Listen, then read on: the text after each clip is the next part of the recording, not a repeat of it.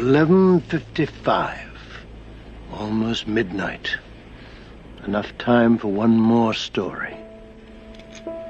One more story before 12. Just to keep us warm.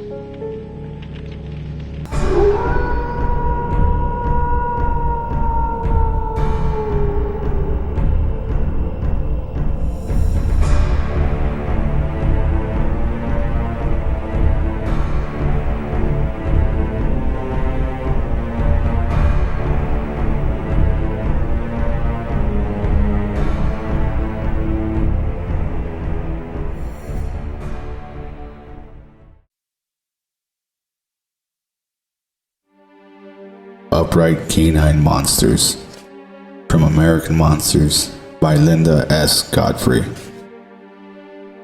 Canine creatures large, weird, and aggressive enough to be labeled monsters have one definite advantage over those limited to skulking upright around the countryside.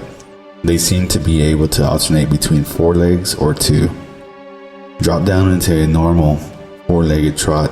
An overly large canine isn't likely to attract much attention and can travel much more freely. Let it rise to a 2-legged stance, however, and people will not only take notice, but may also insist it's something from another realm. Although there's nothing supernatural about a dog or wolf walking on its hind legs, it often strikes people as frightening because neither dogs nor wolves are known to prance bipedally unless trained by a human or motivated by, say, the loss of a forelimb. It's shocking then to realize that people do see dogs, wolves, or wolf-dog hybrids sauntering, running, leaping, or lazily loitering on their hind legs far more often than logic would expect, since canid skeletons are not designed to work this way. Hundreds of credible eyewitnesses, however, have sent me first-person reports of canines committing random acts of bipedality over the past 20 years, and the creatures, moreover, seem to be able to change their stance at will. Sometimes they crouch on all fours before rising and running off on hind legs, and in other instances the reverse is true. The creatures are usually described as extremely large, even for a wolf. I think many may be wolf dogs based on paw shape and fur variations, averaging 6 to 7 feet tall when standing. They glare at the witness with eyes that exhibit a yellow or yellow-green shine, and are usually reported to have tall pointed ears on top of their heads, long snouts, prominent fangs, slightly elongated paws with long claws, and standard canid limbs featuring heavier muscles than usual in the haunches and upper forelimbs. They are covered with fur usually described as shaggy and dark brown or black, but sometimes ranging to a light gray or tipped with silver, and they walk on their toe pads rather than their flat-footed like primates or bears. They do sometimes leave scant physical evidence such as a wolf-like paw print or deep scratches in the siding of a house or on a car's rear bumper, but I have yet to see a photo or video that definitively proves the upright wild canid called the man-wolf, dogman, wolfman, or yes, sometimes werewolf exists. The evidence is still mostly anecdotal. Although there is an increasing amount of it, the eyewitnesses are surely seeing something. What most people really want to know, however, is whether these creatures are actually what most cultures worldwide call werewolves. Humans who can change physically into wolves and vice versa. Let me state it again for the record. Based on 20 years of eyewitness reports, I don't believe that these contemporary eyewitnesses are seeing traditional flesh-morphing werewolves. A very small percentage of upright canids do display appearances or behavior, glowing red eyes, bulletproof skin, a tendency to fade into thin air. Some might associate with supernatural phenomena, but most of the eyewitness reports include nothing that would rule out physical animals behaving oddly.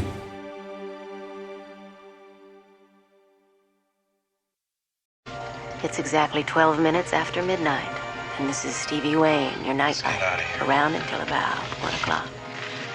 I'm high tonight in the KAB Lighthouse on Spivey Point, and in case you've forgotten, it's April 21st, and a happy birthday for Antonio Bay. Now there's a celebration planned for tonight. So if you're so excited about it you can't sleep, well, stay up with me, and I'll figure out some way to keep you occupied. There have been several events that I cannot explain that have happened before while living on my family's acres of property, but this one I'm going to tell you about happened in sync within itself that stands out a little more than the rest. To begin with, my mother owns about 8 acres of property, with her mobile home in the front back of the property and ours in the very front closest to the access road. Behind her property is thousands of acres of rural property and thick woods. As you can tell, the night times there are pretty oblivious. You can have days of normal nature effects with just the sound of the nighttime, bugs, and coyotes howling in the distance. And then random late evenings you get creepy wood knocks or whistlings that can remind you to stay inside at night. This one story I'm going to tell has to do with a random cryptid encounter. I have never really thought of these myths to ever interact with my life in any way. Just fun reading about them with my husband and watching a good werewolf movie to end a movie night. Little did I know I would have a classic encounter that has been told in many other people's experiences. Before this encounter, I was used to the night times here. I had little fear of living on country properties and could finally walk from my mother's home to mine at night, which were about 50 yards from each other. After this experience, I questioned my walks there after the sun went down. So there are 2 incidences that I believe are related to each other. The first incident happened one late evening around bedtime for my children. My husband was out for the night with the guys, and I was getting ready to check in for bed myself. I was laying down our daughter for bed when I heard a huge commotion under near the edge of our bedroom window, which wasn't uncommon because the dogs would chase the cats. But what followed was something I've never heard before. The commotion stopped and the most lower note guttural growl came from right next to our bedroom window. Now, I'll back up and say that our dogs never growled at the cats or anything pretty much. They always barked first. Secondly, this growl was low to loud. It started very faint and guttural and went 100 miles per hour loudness in seconds. It caused a feeling of dread and fear, and there's been times where I've opened the curtains to look at what the dogs are barking at or cracked the door open outside to see what's going on. But this growl was so unordinary that I refrained, but just sat there in shock waiting for something else to happen or if the dogs would start barking, but nothing came after. The growl was very shocking to me. I could not explain this and the feeling it put on me. The next morning, huge uncommon paw prints were outside on our dirt driveway. Now, it's not a weird thing for big cats to be out where we live, but we have many dogs and animals on our property that a huge array of noises would have been made if a big cat were to be hunting our animals. So fast forward a couple of weeks after this incident. I was getting ready for bed. My husband was out with the guys again, and this is where it seemed that I was becoming either the main focus of this thing or was literally the target. I went to sleep, and usually I fall into deep sleep right away. I woke up from my deep sleep to something calling my attention, but without a voice. I could hear the words in my head, but nothing was speaking. I sat, and our curtains to the windows were wide open, and out the window, in the light of the night, was the face of a dog. Big ears pointing up like a medium-sized German Shepherd / Doberman mix. The Dogman was eye level with me, but on its side outside, it would have to be at least 8 feet tall, considering the height of the mobile home off the ground.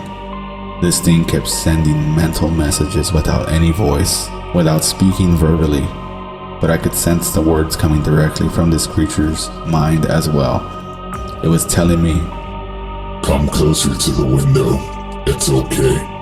Everything will be fine. You can move closer and do not have to be afraid." It kept repeating these things over and over, but I dare not approach even an inch of moving from our bed. As horrifying as it was to look at, I had a gut feeling to keep full eye contact on it, or it would move and that would not be good. This did not last too long, but was one of the most terrifying and dreaded feelings I ever had. And then I woke up. I realized I was awake inside of a dream. But this dream was not like any from my past. This one truly felt like I was experiencing this real time. I did not feel asleep while going through the dream. I felt I was literally scared for my life and that this creature was at my window and was beckoning for me to come out to it, dangerously. I do not know what it was, but I can say I've read about telepathic invasions by Dogman, and that if you were to go do your own research, you would find my story very similar amongst many others.